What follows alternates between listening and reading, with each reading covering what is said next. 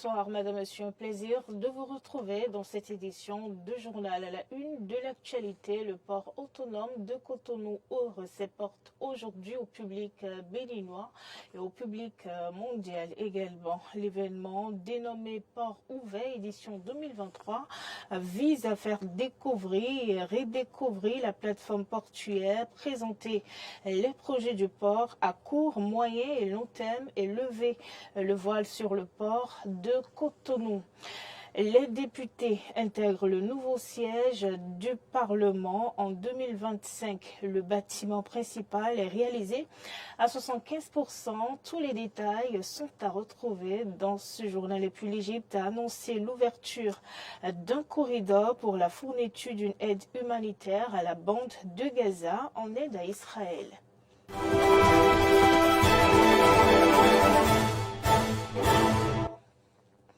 Alors bonsoir, vous faites bien, Madame, Monsieur, de toujours préférer Eden TV pour vous informer. Je vous l'annonçais dans les titres, le port de Cotonou est ouvert au public depuis ce matin pour 2 jours. C'est à l'occasion des journées port ouvert, édition 2023, le compte rendu avec Clémence Tonoucoin.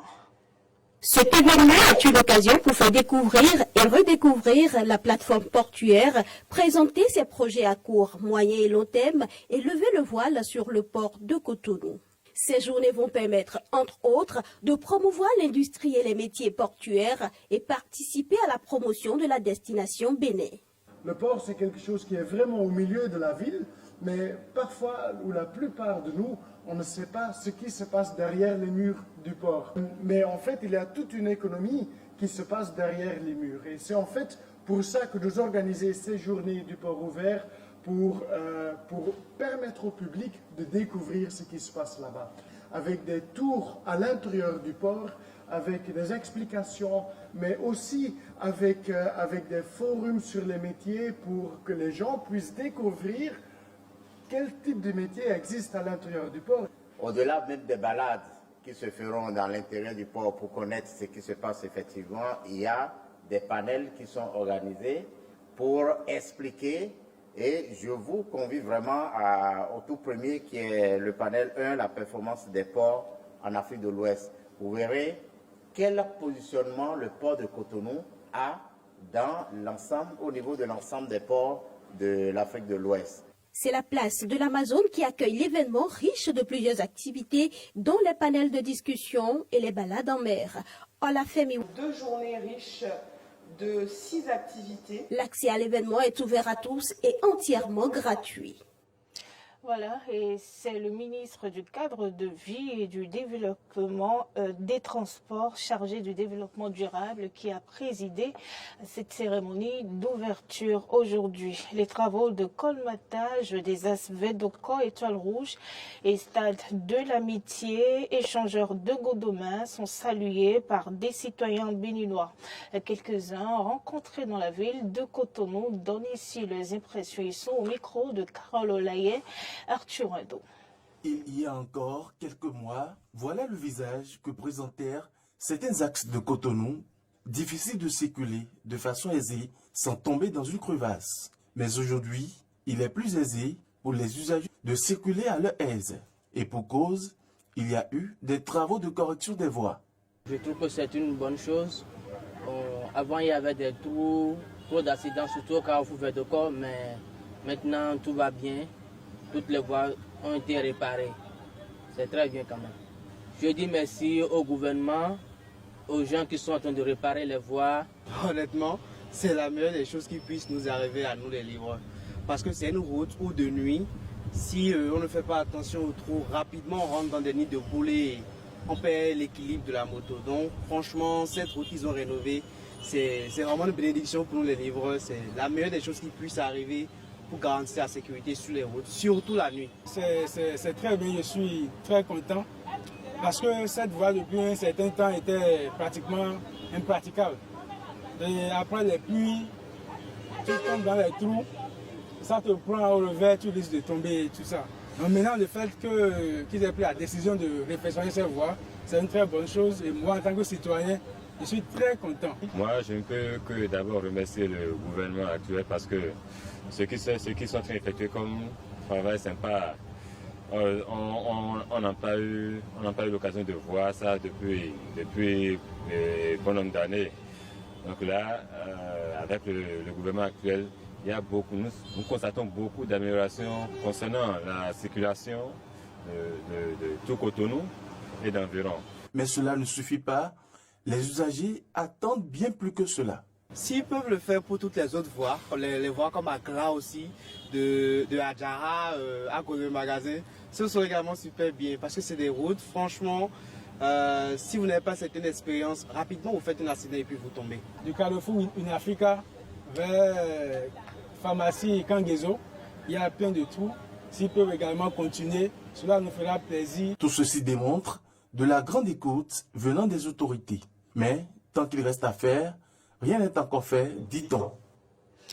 Autres travaux de réfection. Il s'agit bien sûr de la réfection du bâtiment de l'Assemblée nationale. En visite mercredi dernier sur le chantier, le président Louis-Yves Lavonu a constaté le taux d'exécution des travaux qui est à 70%. Le bâtiment principal est réalisé à 75%. Les bâtiments satellites sont à un taux de réalisation d'environ 95%. Les casernes ont un taux d'exécution de 87%, et tandis que les installations techniques ont un taux d'exécution de 5%. Pour ce qui s'agit des packs cliniques, leur taux d'exécution est de 0%. Le projet a un taux d'exécution financière de 69%. à la date du 30 septembre 2023. Et concernant l'achèvement des travaux, la procédure est en bonne voie, ainsi que la mobilisation et le développement du dossier d'exécution selon donc la présentation faite par le représentant de la société immobilière et d'aménagement urbain, SIMO, qui a en charge le chantier. Le président Louis-Yves Lavonu s'est réjoui de constater que les travaux avancent depuis sa dernière visite effectuée sur le chantier. Mais ceux-ci doivent prendre fin dans les délais afin que les députés puissent intégrer le nouveau bâtiment en avril ou octobre 2025. À en croire le président Louis-Yves Lavonu, c'est un défi pour le chef de l'État et le président de l'Assemblée nationale que ce bâtiment puisse être intégré avant la fin de cette législature et avant la fin du mandat du chef de l'État. Le bénéfice des efforts assez remarquables pour le bien-être des personnes vivant avec un handicap. En témoigne la prise de décret récemment en faveur de cette couche de la société. En matière d'éducation, il y a également des avancées. Dans un premier épisode, nous avions parlé des curricula à l'école béninoise d'Essou. Dans cet épisode, qui est le deuxième justement, Clémence Tonoucoin abordera les différentes difficultés que subissent ces écoles dessous au Bénin. La tâche n'est pas souvent aisée pour les enseignants de l'école béninoise des sourds. Pour construire un savoir chez un enfant handicapé auditif, l'enseignant a besoin d'un peu plus de temps que dans une école ordinaire.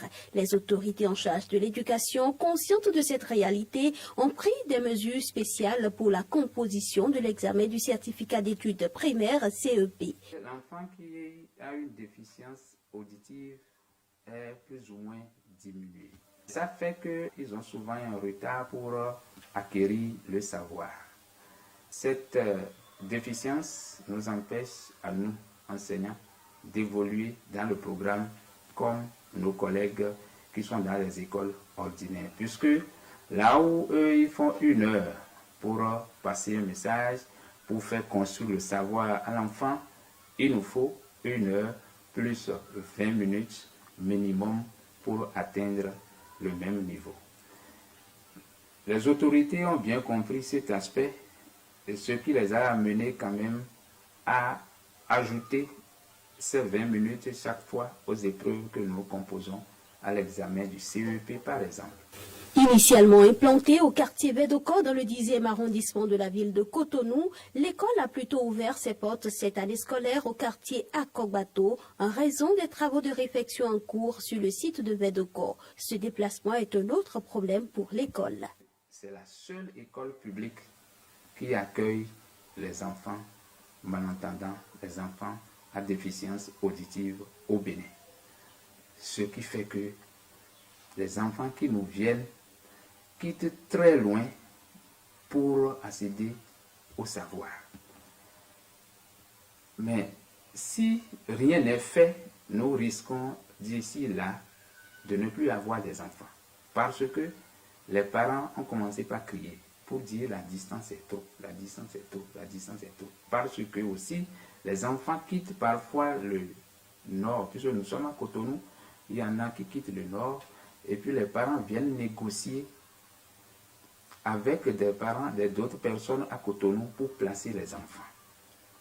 Nous étions à Vedoko, et cette année, on a déplacé l'école pour Akogbato, puisque l'école devait être reconstruite à Vedoko.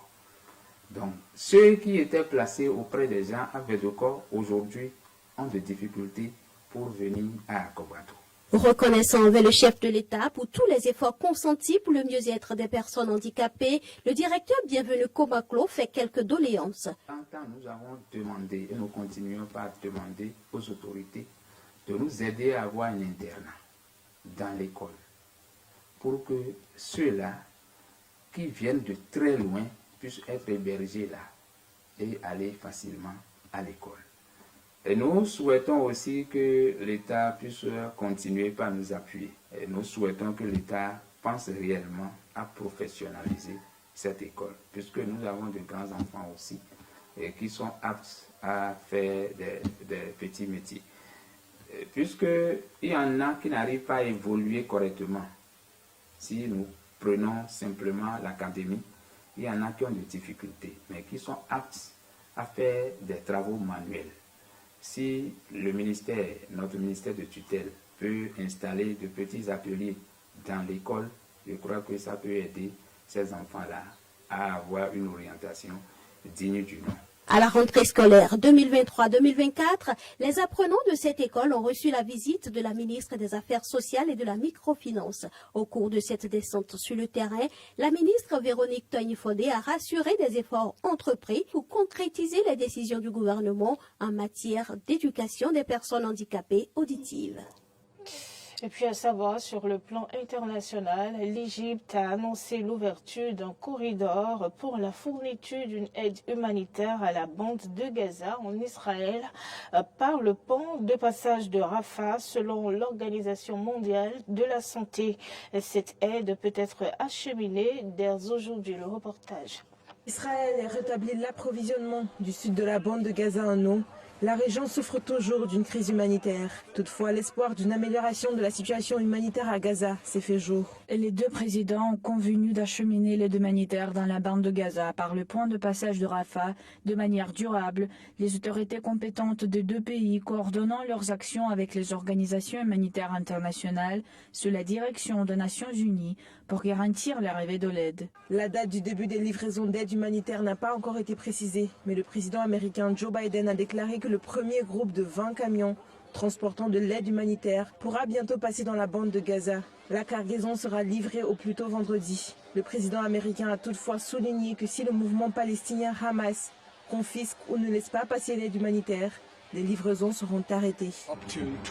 Jusqu'à 20 camions. Les négociations que j'ai menées étaient très directes. Nous voulons donc mobiliser autant de camions que possible, à savoir environ 150. Ces camions ne seront pas utilisés tous à la fois. S'il y a une deuxième étape, nous allons voir comment elle se déroule. Il est prévu que s'ils franchissent la frontière, les Nations Unies se trouveront de l'autre côté et distribueront l'aide. Cela prendra probablement un peu de temps à organiser, mais le fait est que si le Hamas confisque ou ne veut pas les laisser passer, s'il confisque tout simplement ces livraisons, alors cela va s'arrêter. Nous n'allons pas envoyer de l'aide humanitaire au Hamas s'il la confisque. C'est l'engagement que j'ai pris. Le Premier ministre britannique Rishi Sunak a aussi déclaré l'intention du Royaume-Uni de contribuer à l'amélioration de la situation humanitaire à Gaza lors de sa visite à Jérusalem. Rishi Sunak est donc le plus récent haut fonctionnaire à se rendre en Israël pour exprimer son soutien Il a rencontré le président israélien qui a également salué l'ouverture du passage.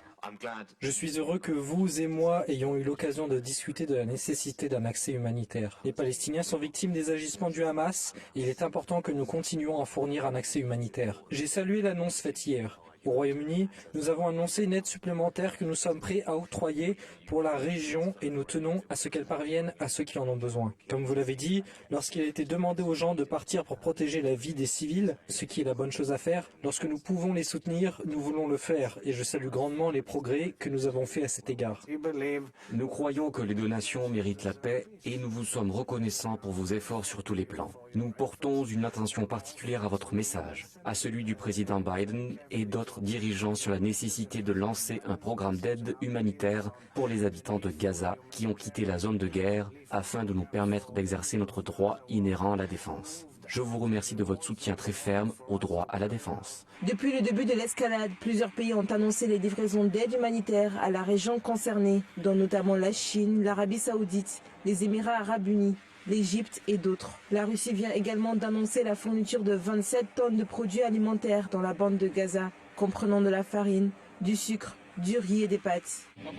Sur instruction du président et du gouvernement de la Fédération de Russie, une aide humanitaire sera fournie à la population de la bande de Gaza. Des denrées alimentaires d'un poids total de 27 tonnes seront livrées par des avions du ministère des situations d'urgence. L'aide humanitaire sera remise aux représentants de la Société du Croissant Rouge avant d'être distribuée à la population de la bande de Gaza. Le ministère russe de la Santé a déclaré que 14 centres médicaux gazaouis sont fermés à cause de la pénurie de carburant. Rafah est le seul point de transit entre la bande de Gaza et un pays autre qu'Israël. Son ouverture pourrait constituer un point de bascule dans la fourniture d'une aide vitale. Merci Madame, Monsieur d'avoir suivi ce journal. On vous donne rendez-vous demain et tous les autres jours pour le journal télévisé et les autres programmes que vous aimez aussi.